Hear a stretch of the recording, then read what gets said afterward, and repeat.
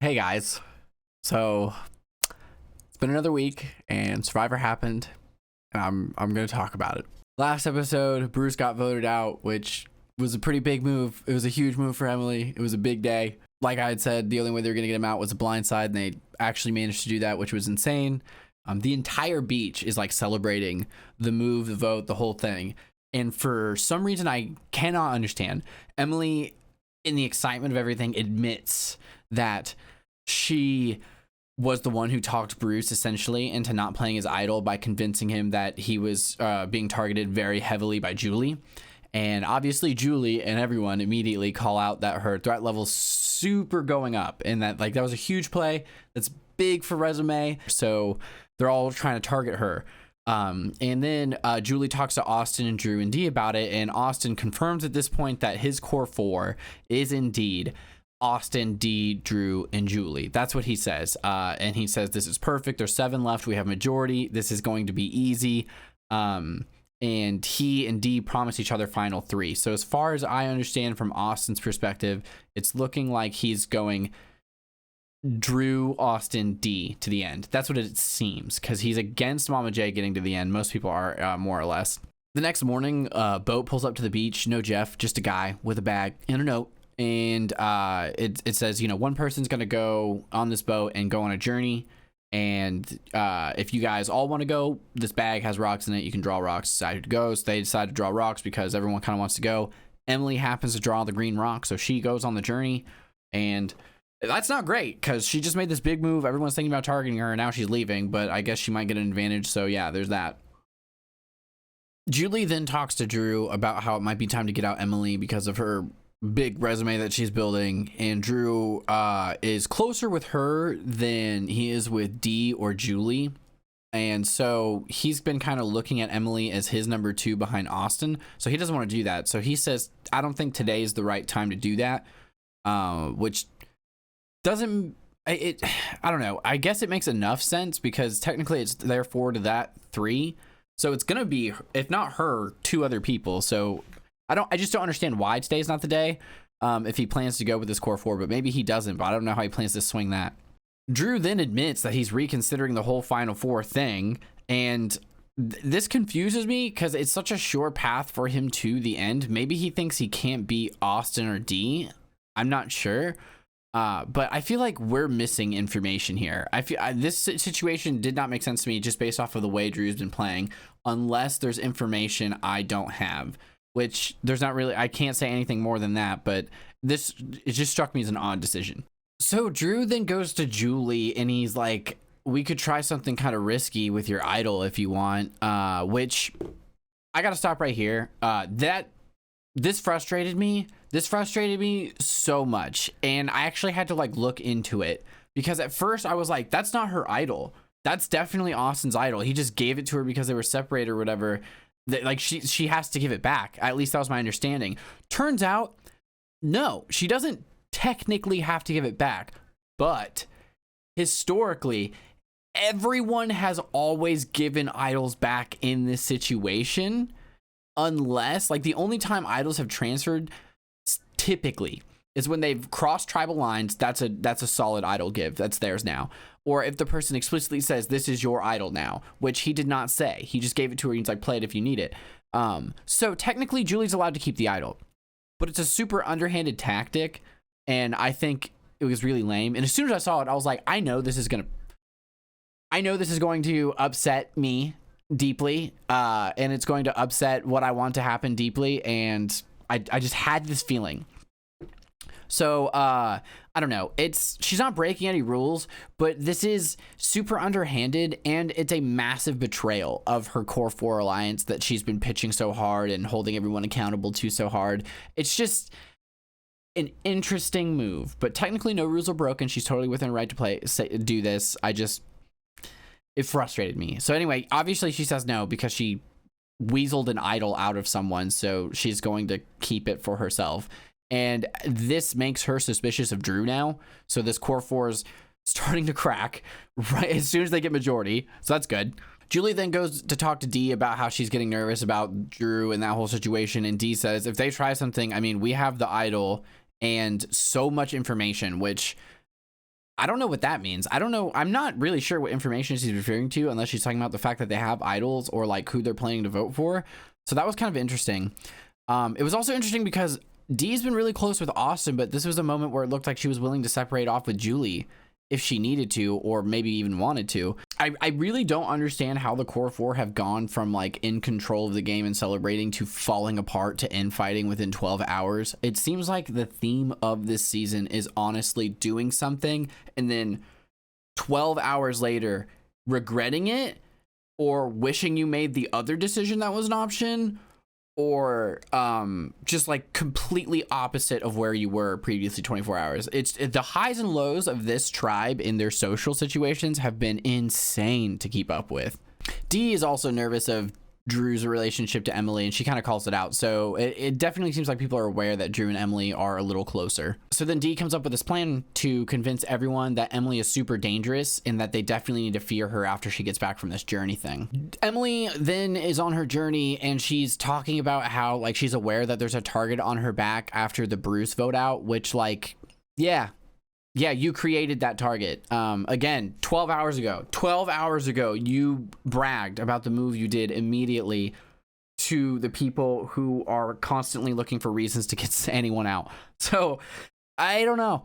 She gets to the challenge and it's like this sticks with circles. I don't really know how to describe this one, but there's a rope on it and it's like a structure and you have to untangle the rope out of it. You have 3 minutes via sand timer to do it, and if you decide to do it and you complete it, you're safe. You have immunity for the next vote. But if you don't get it done, you lose your vote for the next immunity. So because Emily figures she's being targeted, she figures she really needs a vote, at least if nothing else, to offer, you know, to pair up with anyone, to vote for anyone other than her.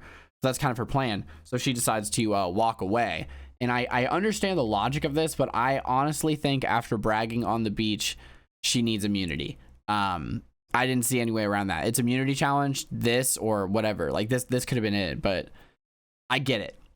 And Emily's lost her vote once or twice already, hasn't she? I think she has. So like probably doesn't want to be in that spot again. Then we're back on the beach and Drew asked Jake and Tatura straight up, like, who you guys plan to take to the end? And they're like, I mean, who you? And he says that he straight up does not want to go to the end with Dee or Julie. So he does not think he can beat Dee or Julie. I definitely understand Julie. Dee, I don't know. It's interesting. Dee has had a lot of control in the position she's been in. Dee has, like I've said a while back, Dee has been dominating the social game of the tribe she's on and spearheading a lot of the decisions, kind of the force behind it. So like she has a damn good resume if we're being real. And then I could see why Drew maybe, unless Drew is under the impression that everyone is going to assign the credit for the moves to Austin that they've done together, then I don't really understand why he's super fearful, because him and Austin have also been kind of a powerhouse in a lot of ways. Obviously because they've worked with Dee, it's all kind of entangled together, but like, I don't know. I think you could make a good argument for any of them, if that's kind of what I'm saying. Anyway, everyone here agrees that they need to take out Julie soon, so that's kind of where that's heading. Couture then talks to Austin, and they kind of both reaffirm that, like, yeah, we got to get Julie out. There's no way she can make it to the end. We literally call her Mama J. Everybody loves her. It's a done deal if she makes it there. And at this point, it's like pretty clear to me, there was never a core four. They just kept saying core four, but the fourth member was always loosely defined. You could never really tell who it was. And now that the core four could actually be a thing, they're instantly cannibalizing each other. So like, there was never a core four. That was not a thing.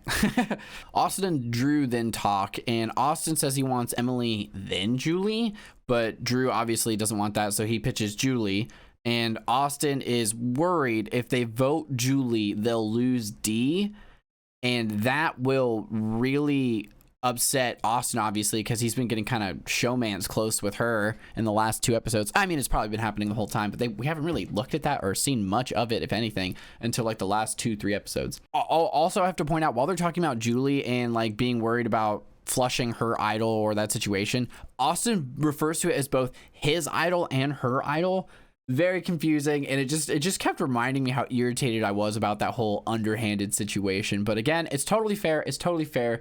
Julie is playing the game well within the established rules, so there's not actually anything. It's not as bad as I thought it was initially, but it still makes me very upset. Emily gets back at this point and she explains what happened and says that she didn't play.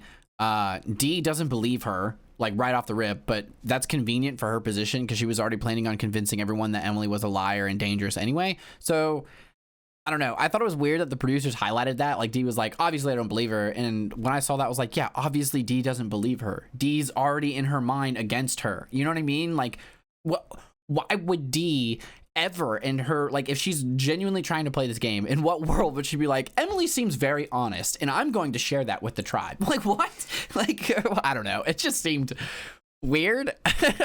Then Drew fills in Emily on everything and how they're kind of targeting Julie because everyone's coming for Emily, so it's going to be an Emily v Julie thing. And right after this, we go to the immunity challenge. I said immunity challenge because I guess there's no separate reward challenge today.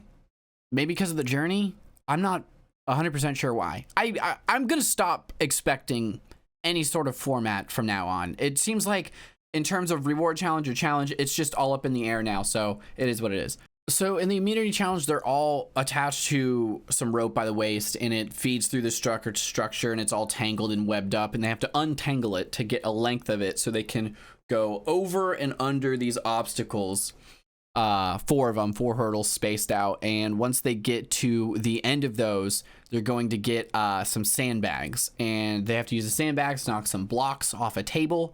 Once they knock all the blocks off, they use those blocks to descramble a word puzzle that says resourcefulness, but it says it on both sides, so you have to build this puzzle in such a way that it spells it correctly on both sides, which is weird that you can somehow spell it without spelling the other side. I don't know. We'll get there.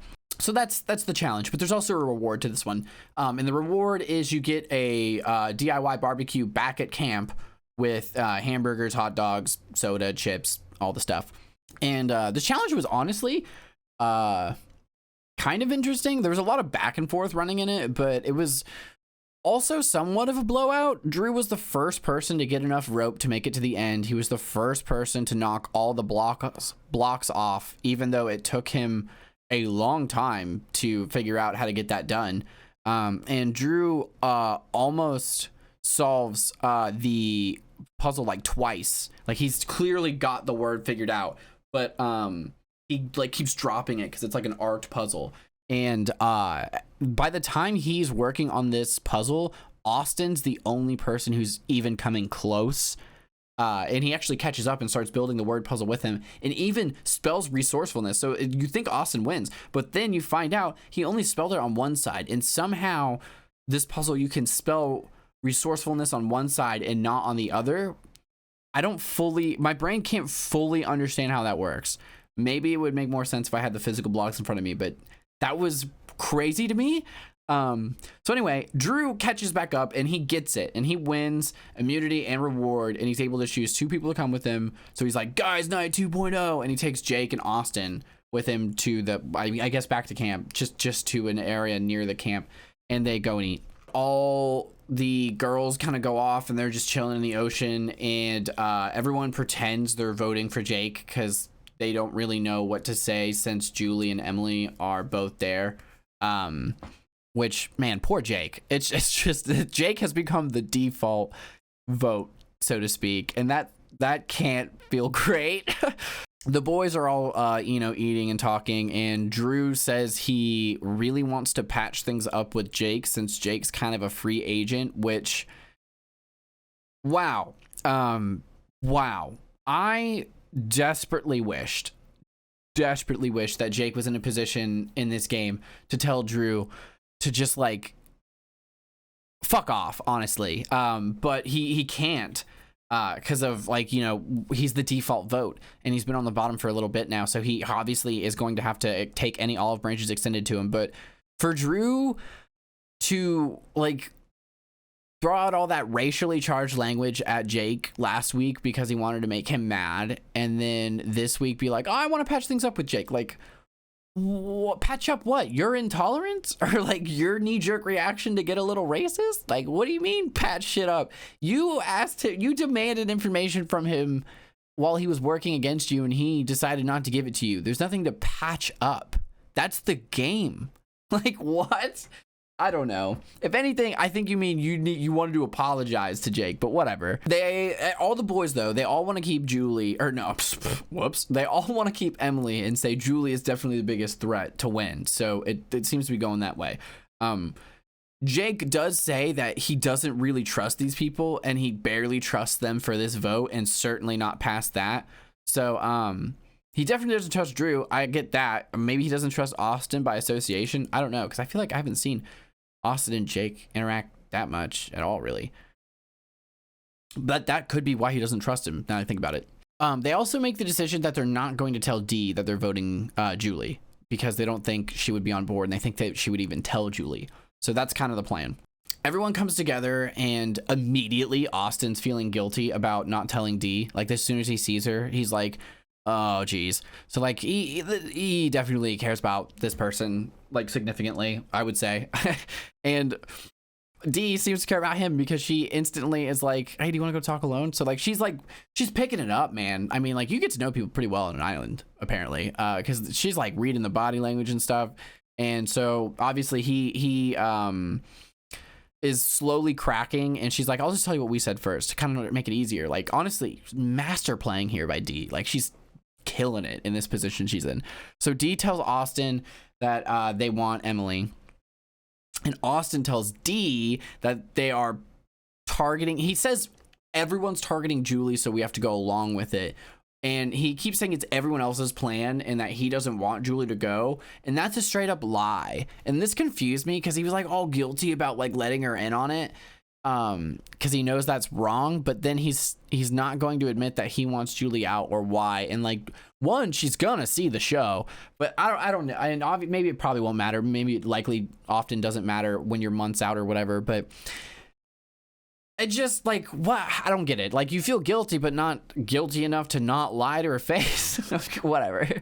Dee says it's too soon to get rid of Julie, and it's got to be Emily because they got to keep the core four, because she's trying to, like, you know, we have majority. Like, she's trying at least to be like, look, man, it's 4v3. If we can maintain the 4, we're good. Like, we're good.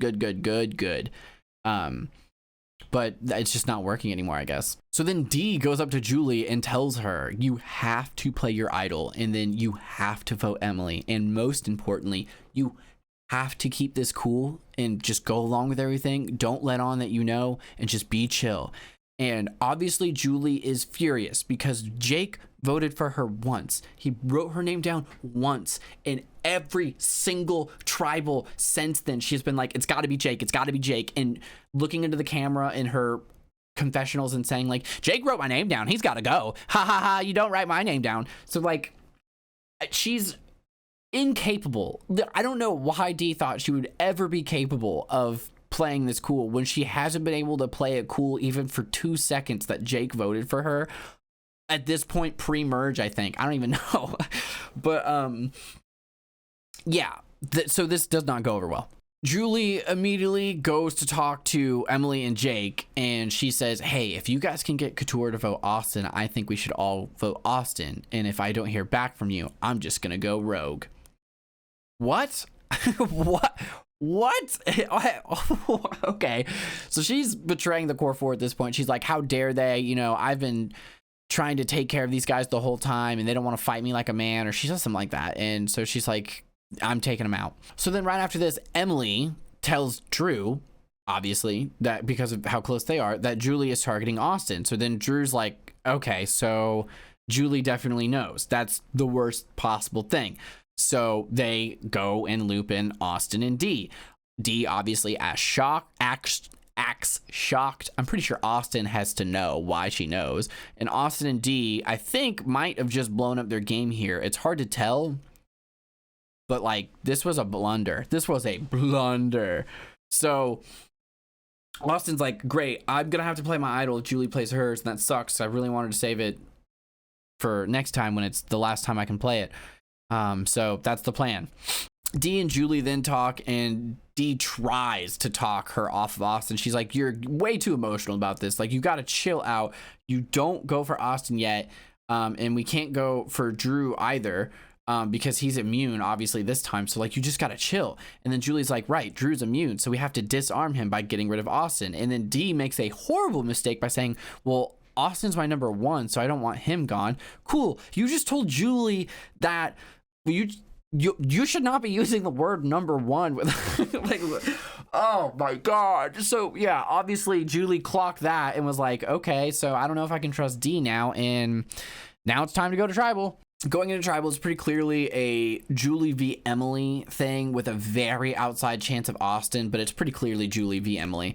And you know, Drew is asked if it's harder and harder to make these votes, and he said it's actually easier to vote people out because the closer we get to the end, the more the money is, you know, kind of on your mind, and the reasons why you're here become very clear, and it just makes it kind of easier to rip that band-aid off, kind of, which, I mean, go mask off, man. Just dude got the necklace and just stopped caring, just got brutally honest at tribal, which, like, oh man. The good news is everyone keeps making horrible social blunders this episode and kind of in general this season. So chances are there will be something else for everyone to be mad at or rally against next time. But like, geez. And Julie agrees with this. And she's like, Julie's been the one who's been saying it's so hard the whole time. And Kelly and Kendra during this point, they have this look on their faces when Julie talks about it. You can tell she's not getting their votes. So I don't know that Julie has the power on the jury that everyone thinks she has. Also, everyone brought their bags. Emily points out that everyone brought a bag except for Drew that's like fully packed. So apparently, as sure as everyone is of what's going to happen, they're all scared and don't actually know. It's gotten to that point. Like, the heat's kind of on. We then go to the vote, and Julie plays the idol that Austin gave her, and Austin ultimately decides not to play his idol. And I, at this point, was like, oh, cool, it's Austin then. That's crazy. But Julie gets 6 votes, and Julie voted for Emily. Emily got 1 vote, and Emily's voted out. And Julie immediately is like saying, I'm so sorry. Yeah, whatever. You literally just said it gets easier and easier to vote people out. You're not sorry. I don't know if you're sorry for the first ones. I think you're playing for the jury at this point for sure. And I definitely don't care. Obviously, this is all biased because I wanted Emily to win like every other basic Survivor viewer. I just love an underdog.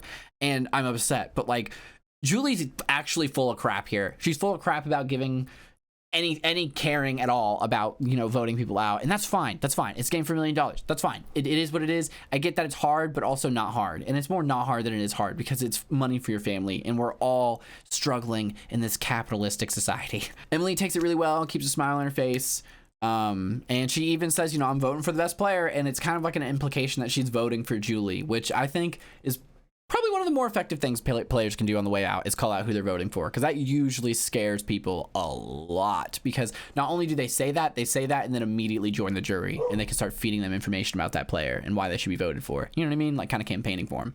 So yeah, that was this week's episode. Like I said, I know all the basic viewers wanted Emily to win, but I was one of those basic viewers, so this episode was super upsetting. It's super upsetting. It's honestly kind of hard to record this. I don't even want to talk about it anymore. But yeah, like the second I saw that Julie was keeping that idol and everyone was okay with it and we're running with it, not only did it piss me off, but I somehow knew it was going to result in Emily getting screwed over, and I was totally right. I obviously can't prove that since I don't react to these live, since I can't react to these live, and I mean like while watching the footage, but yeah, it sucks. I think if Julie would have voted Austin, though, it would have been absolutely Jover for her. Just straight Jover. But because she voted for Emily, I think she can still maybe patch things up with her alliance and has a chance. But I don't know, since Emily called her out with that jury vote and people are already targeting her. I don't know. We'll see. D was pretty smart to still vote Julie with everyone else instead of voting with Julie. I think that's going to help her pull one over on Drew when she ultimately needs to. And I actually think that D would get Julie's jury vote if Julie ended up on the jury.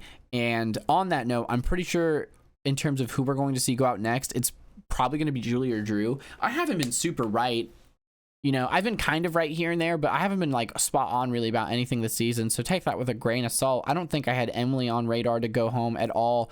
But that, if anything, was just me refusing to put her in a position of jeopardy, even if I acknowledged that she was fully in one. Anyway, yeah, this episode was frustrating.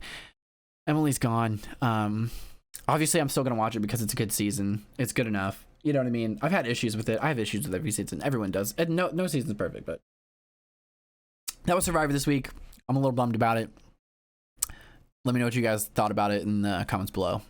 But yeah, catch you later, guys. I will, see you in the next one.